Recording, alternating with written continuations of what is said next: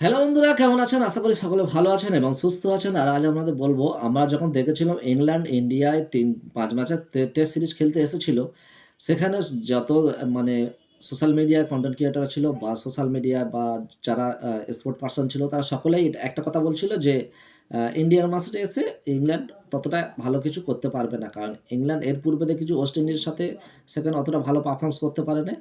আর India তো একটা কি বলে, ইন্ডিয়া তো বিশ্বের একদম ১ নম্বর দলের ১ থেকে ২ নম্বর র‍্যাংকিংয়ে থাকা দল।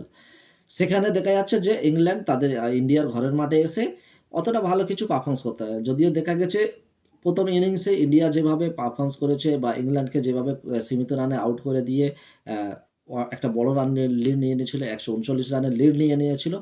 আ সেই ক্ষেত্রে সকলে যে আলোচনা করছিল সেটা সত্যতা প্রমাণ হতে যাচ্ছিল।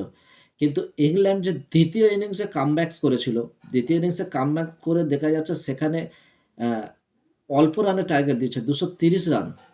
২৩০ রানের টার্গেট দিয়েছিল, সেই ২৩০ রান কিন্তু ইন্ডিয়ার মতন এত শক্তিশালী ব্যাটসম্যানদেরকে কিন্তু করতে দেয়নি। সেখানে ২৮ রানে ইন্ডিয়াকে হারিয়েছে। এবার ইন্ডিয়া যে এই যে আ ১০০ র উপরে রানের লিড নিয়ে নিল, এবার লিড নিয়ে হেরে গেল। এটা কিন্তু ইন্ডিয়ার ইতিহাসে ১ম বার। ইন্ডিয়া ঘরের মাঠে ১০০ বা ১০০ র অধিক রান লিড নিয়ে সেই ২য় ইনিংসে গিয়ে সেই ম্যাচটা হেরে যাচ্ছে। এটা কিন্তু ইতিহাসে এই ১ম বার হলো তাদের ঘরের মাঠে। এবার এই যে লজ্জার হার, এই লজ্জাজনক হার, এই হারের পরে কিন্তু সোশ্যাল মিডিয়া সকলে সমালোচনা করছে। আর সমালোচনা করাটা উচিত। কারণ যারা অ্যানালাইসিসার আছে বা যারা ক্রিকেট ক্রিটিক্স আছে, তারা সমালোচনা করছে। এবার সমালোচনা কিন্তু দুদিক থেকে হচ্ছে। এক তো বলা হচ্ছে যে ইন্ডিয়ার যে ব্যাটসম্যানরা আছে, বিশেষ করে টপ অর্ডার ব্যাটসম্যান, তাদেরকে সমালোচনা করছে। যার মধ্যে আপনার শুভমান গিল আছে, আপনার আ কি বলে, সিএসআইআর মতন ব্যাটসম্যান আছে। এবং আপনার রোহিত শর্মাও আছে। রোহিত শর্মা ক্যাপ্টেনকে তো প্রধানত কাঠগড়ায় তুলবে ক্যাপ্টেনকে। ২য় নম্বর আপনার আ আ শুভমান গিলকে। কারণ শুভমান গিল, আপনি দেখবেন লাগাতার ১১ টা টেস্ট ম্যাচে ১১ টা ইনিংসে ফ্লপ হচ্ছে। লাগাতার ফ্লপ হচ্ছে। তারপরেও তাকে সুযোগ দেয়া যাচ্ছে। এখন প্রশ্ন উঠছে যে কেন? এত সুযোগ দেয়া হচ্ছে কেন? যারা ভালো পারফর্ম্যান্স করছে, যেমন সরফরাজ খান আছে, রজত পাটিদার আছে এবং আপনার অন্যান্য যে ব্যাটসম্যানরা আছে যারা ডোমেস্টিকে ভালো পারফর্ম্যান্স করছে, তাদেরকে কেন সুযোগ দেওয়া হচ্ছে না? এটা নিয়ে সমালোচনা হচ্ছিল। এখন দেখা যাচ্ছে কারণ সরফরাজকে এড করা হয়েছে এবং কিছু নতুন প্লেয়ারকে এড করা হয়েছে। কারণ রবীন্দ্র জাদেজা এবং কেএল রাহুল চোটের জন্য তারা ছিটকে গেছে পরবর্তী টেস্ট থেকে। এবার যদিও দেখা যাবে ২য় বা ৩য় টেস্টের পরে কিন্তু বিরাট কোহলি কামব্যাক করবে। সেখানে কিন্তু কিভাবে কি খেলাবে, কোন দলকে, দলের দলের কোন প্লেয়ারকে খেলাবে, কোন প্লেয়ারকে বসাবে, সেই নিয়ে কিন্তু রোহিত শর্মার এর মধ্যে কিন্তু মাথা ব্যাথার কারণ হয়ে গেছে। অলরেডি মাথা ব্যাথার কারণ হয়ে গেছে, কারণ কাকে খেলাবে, কাকে বাদ দিবে।